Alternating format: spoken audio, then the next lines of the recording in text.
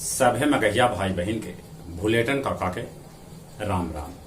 आथिन मगहिया खबर में सुनथी देश दुनिया के खबर। पंजाब के नया मुख्यमंत्री चरणजीत सिंह चन्नी आज लेतन शपथ ग्रहण। पहली बेर पंजाब में कोई दलित मुख्यमंत्री बनतन। पंजाब के पूर्व मुख्यमंत्री कैप्टन अमरिंदर सिंह सिद्धू के खिलाफ उगिल रहलन है आग। प्रधानमंत्री नरेंद्र मोदी कल कैलन उपहार और स्मृति चिन्ह के नीलाम के राशि नमामि गंगे लेल खर्च कैल जाए। उत्तराखंड में दिल्ली के मुख्यमंत्री अरविंद केजरीवाल कैलन चुनावी वायदा। 6 महीना में 1 लाख रोजगार के कैलन वादा।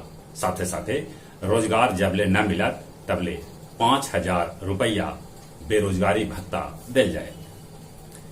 कोरोना काल में अनाथ होयल लैकन के कोटा में दिल जाए फ्री में कोचिंग। अंडमान में निर्जन द्वीप के सैन्य केंद्र बनावे के तैयारी कर रहा है केंद्र सरकार। जगन्नाथ मंदिर के एमार मठ में खजाना खोजे लेल फिर से काम शुरू कर देवल गए है। एकरा से पहले एमार मठ में कैकन टन चांदी भेटा चुकल है।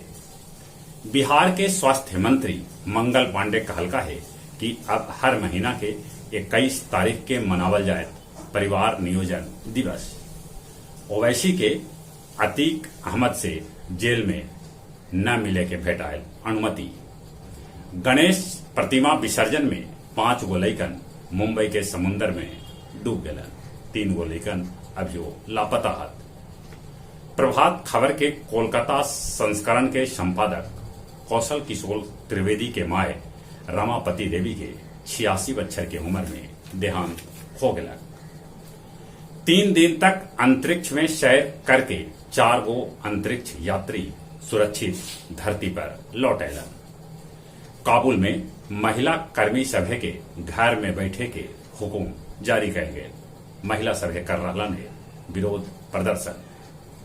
उत्तर कोरिया यूरेनियम संयंत्र के दे रहलक है विस्तार। स्पेन के कैनेरी द्वीप में फुटल ज्वालामुखी।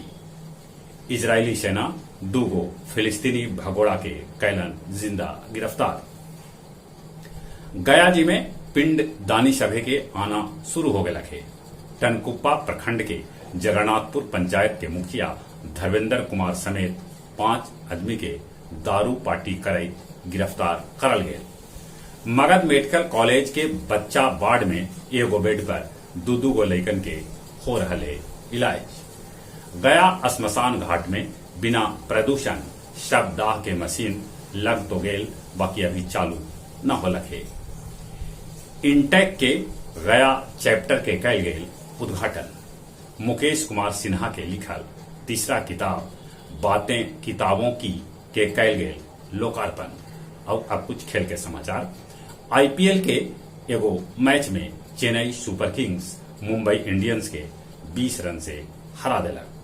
चेन्नई के तरफ से ऋतुराज गायकवाड़ 58 गेंदा पर 4 छक्का और 9 चक्का के मदद से नवाद 88 रन बनौलन।